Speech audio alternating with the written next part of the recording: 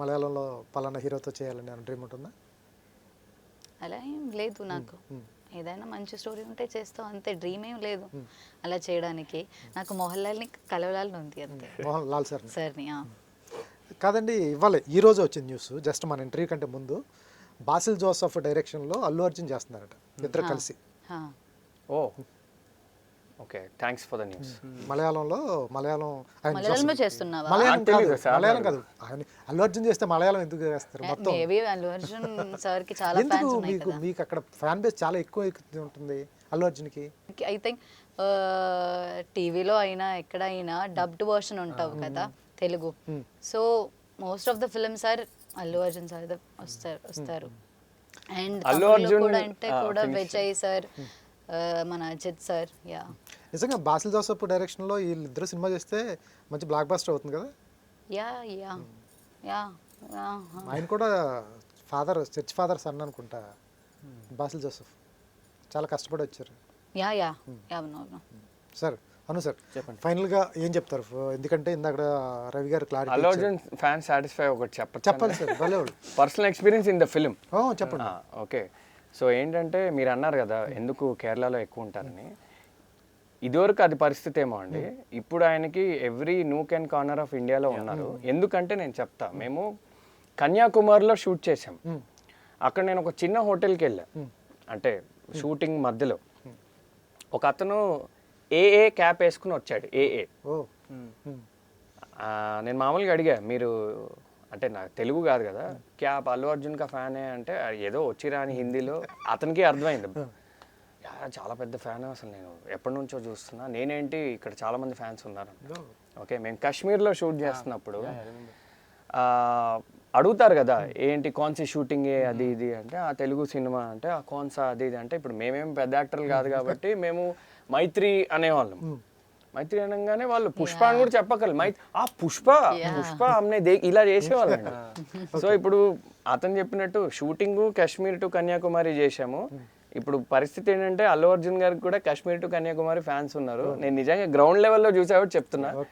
Yeah, మీరు నాకు తెలిసి ఫ్యాన్స్ సాటిస్ఫై అవుతారు. Super. Yeah, please. Anu garu, ఫైనల్గా ఇందాక రవి చెప్పాడు పెద్ద స్టార్ కాస్ట్ కాదు, మమ్మల్ని ఎవరు చూస్తారు అని. ఫైనల్గా ఇవాళ ఉన్న రోజున ఈ సినిమా పోస్టర్ పడితే తప్ప, సినిమా మీద పోస్టర్ కనిపిస్తే ఆవిడ గుర్తుపడతారు మీ ఇద్దరిని. నాకు తెలిసి మనం రియాలిటీ చూస్తే అనుని కానీ రవి కానీ గుర్తుపట్టడం కష్టం. ఈ సినిమా రిలీజ్ అయిన తర్వాత బ్లాక్ బస్టర్ అయితే మీరు గుర్తుంటారు. అటువంటిది పోస్టర్ పడిన తర్వాత ఈ సినిమాకి వెళ్ళాలి, పోస్టర్ చూసి వెళ్తారు. వన్ ఆఫ్ టీజర్ ట్రైలర్ చూసి వెళ్తారు, వాళ్ళు చూసే బ్యాచ్ ఉంటుంది, చూసి వెళ్తారు. పోస్టర్ వేసినప్పుడు ఈ సినిమాకి వెళ్ళాలి అని బీసీ సెంటర్స్లో వెళ్ళాలి అనుకుంటే వాళ్ళకి ఏంటి ఫ్యాక్టరీ ఉంటుంది. మనం ఒక 500 నుంచి 1000 వరకు రూపీస్ ఖర్చు పెట్టి సినిమాకి వెళ్ళాలి. ఫ్యామిలీ చూడాలన్నా, ఫ్రెండ్స్ వెళ్ళాలన్నా 1000 రూపాయలు ఖర్చు పెట్టి మన ప్రోడక్ట్ చూడాలి అంటే వాళ్ళకి నచ్చే ఎలిమెంట్స్ ఏముంటాయి సినిమాలు అంటే ఏం చెప్తారు? మీరు అడిగిన క్వశ్చన్. సో నేనేం చెప్తానంటే, ఈ రోజుల్లో సినిమా బాగున్నా చాలామంది థియేటర్కి వెళ్ళాలనుకోవట్లేదు. సినిమా బాగుందా సరే నేను ఓటీటీలో చూసుకుంటా అంటారు. నేను అబ్జర్వ్ చేశాను, నేను కూడా చూశాను చాలాసార్లు. సో ఐ థింక్ ఇప్పుడు మనం సినిమాకి ఎందుకు వెళ్తున్నామంటే, సైకాలజీ వైజ్ చూస్తే నాకేమనిపిస్తుంది అంటే, it's mainly for a collective experience. ఇప్పుడు మనం ఒక ఆర్ఆర్ఆర్ కానీ ఒక పుష్ప కానీ మనం ఇంట్లో చూసుకోవచ్చు, కానీ థియేటర్లో కలెక్టివ్గా ఆ ఎక్స్పీరియన్స్ కలిసి ఫీల్ అవ్వడం అది వేరు. ఇప్పుడు మనం జాతరత్నాలు చూస్తాం, మనం కలిసి నవ్వుకుంటున్నాం. నాకు ఇది ఒక్కటి చాలాసార్లు గుర్తుకొచ్చింది లాస్ట్ 3-4 డేస్లో. నేను చిన్నప్పుడు సీతమ్మ వాకిట్లో సిరిమల్లె చెట్టు అనే సినిమా చూశాను. ఆ సినిమా స్టార్ట్ అయ్యే ముందే శ్రీకాంత్ అడ్డాల గారు ఒక కార్డు పెడతారు, లైక్ ఈ 2-3 గంటలు మీరు సినిమా చూస్తున్నంత వరకు మీరందరూ కలిసి ఒక కుటుంబంలా చూడండి అన్నట్టు. అండ్ ఈ సినిమాకి ఆ ఫీల్ ఉంది. దిస్ ఫిల్మ్ మీరు ఒక్కరు చూసినా కలిసి చూసినా ఆ కలిసి చూసే ఫీలింగ్ ఉంటుంది. ఎందుకంటే it's a journey, it's a life journey of 8 years. మీరు ఆ journey when you experience it together, it is a very beautiful feeling. And నా దృష్టిలో నాకు పర్సనల్గా ఇందులో ఒక point, one of my favourite points is, మనందరికీ లవ్ గురించి ఒక ఒపీనియన్ ఉంటుంది. డిఫరెంట్ స్టేజెస్ ఆఫ్ లైఫ్లో డిఫరెంట్ పర్స్పెక్టివ్స్. నాకు ఇప్పుడు నేను 28 కాబట్టి నేను లైఫ్లో నాకు లవ్ అనేది ఒక రకంగా చూస్తాను, తను ఒక రకంగా చూస్తుంది. కానీ మీరు ఏ ఏజ్ గ్రూప్ అయినా ఈ సినిమా చూసాక మీరు ఒకసారి ఆలోచిస్తారు, అదే ప్రేమ అంటే ఏంటి, నాకు ప్రేమ అంటే ఏంటి, నా లైఫ్లో ప్రేమ స్థానం ఏంటి అనే థాట్ అయితే మీకు కొంచెం వస్తుంది. నేను ఎలా ప్రేమించాను ఇలా కూడా కొంచెం డిఫరెంట్గా it makes you think also, not just it won't just entertain you, కొంచెం ఒక రిఫ్లెక్షన్ స్టేజ్లో కూడా తీసుకెళ్తుంది. So I think that is. పిల్లలకి లవ్ స్టోరీలు చెప్తారు ఒకడు, పెళ్ళి ఒకరితో లవ్ ఒకరితో అవుతుంది, పెళ్ళి ఒకరితో అయిపోతుంది. లవ్ స్టోరీ చెప్తారు ఆవేశంలో, ఏదో టైంలో వీక్నెస్లో, ఏదో టైంలో చెప్తారు. వాళ్ళు వీళ్ళు కలిసి వెళ్ళొచ్చు సినిమాకి. వెళ్ళొచ్చు, వాళ్ళు ఇంకా వెళ్ళాలి. వాళ్ళే వెళ్ళాలి. వాళ్ళకి ఇంకా బాగా కనెక్ట్ అవుతుందా? కనెక్ట్ అంటే ఏంటి సార్ అవుతుంది? అడగండి. ఒకసారి మళ్ళీ చెప్పండి క్వశ్చన్. నాకు లవ్ స్టోరీ ఉంది సార్, పెళ్లి కాక ముందు.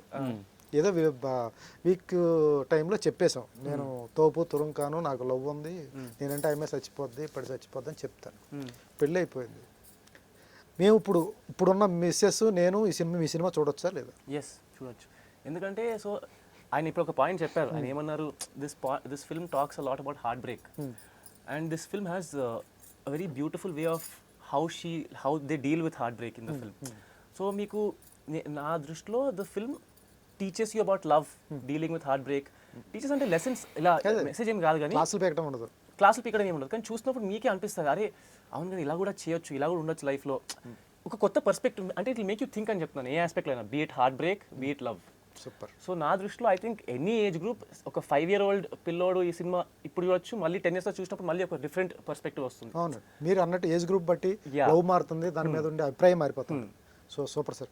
మ్యామ్, అద్భుతమైన సాంగ్స్ ఉన్నాయి, ఒక్క సాంగ్ పాడేస్తే క్లోజ్ చేద్దాం. నేను అన్ని ఇంటర్వ్యూస్లో నేనే పాడుతున్నాను. వీళ్ళిద్దరు రవి గారు మీరు పాడండి సార్. ఆయన ఇప్పటికే 2 కవిత్వాలు చెప్పాడు సార్. సార్ మీరు అంత బ్యూటిఫుల్ సింగర్ని పెట్టుకుని ముగ్గురు పడదాం, చిన్న హమ్ చేస్తాం. ఓకే, కలిసి ముగ్గురు ముగ్గురు పాడండి సార్. బెటర్. ఏ సాంగ్? అందమాన పరిచయం ఇలా లిరిక్స్ వచ్చా? పరిచయం ఇలా నాకు ఓన్లీ తన నాన్న ట్యూన్ వచ్చా అంతే. పరిచయం ఇలా నువ్వు ఇంకా బట్టి కొట్టలేదా? రీల్స్ చేసావు కదా. నాకు తెలియదు కానీ అందమా a line all of us know, we'll see. I think ఒక లైన్ ఓకే కదా, మీరు ఒక లైన్ సింక్ లో పాడతాం. మీరు ఒక లైన్ సింక్ లో పాడిన తర్వాత ఆవిడ ఇంకోతో పాడిద్దాం. Okay, correct. 1 2 3 గో. నాతో అడుగులు వేస్తావా ఓ ప్రేమ. సూపర్. ఇప్పుడు ఆవిడతో పాడిద్దాం. నేనేం పాడాలి? చిత్ర మ్యామ్ పాడింది. నువ్వు పాడితేనే వింటారు ఎక్కువ. చిత్ర మ్యామ్ పాడింది. అయ్యో అద్భుతంగా ఉంది మ్యామ్. 3-4 times ఇంటర్వ్యూ ముందు కూడా విని వచ్చాను. బా, చాలా రోజులైంది అంత మెలోడీ, ఆ వాయిస్ విని, ఎంత స్వీట్. మ్యామ్ ఈ మధ్యకాలంలో ఆడియోస్ చాలా తక్కువ, రేర్ కేసెస్ హిట్ అవటం. ఇది ఆశ్రమ్ గారు చేసినవే, ఆయన అన్న కానీ, తర్వాత హృదయం కానీ, మొన్న మన విజయ్ దేవరకొండ సినిమా ఖుషి కానీ, తర్వాత మంచి మెలోడీ మీ సినిమాకే ఉంది. పాడపోతే రాంగ్, చాలా రాంగ్, పాడాలి. అయ్యో హమ్ చే మాతే మలయత్మజ మాత్య సంజారే మాతంగవదన శాధోతరి శంకరి. ఇంకా నాకు తెలియదు actually. Super ma'am, super. All the best అండి.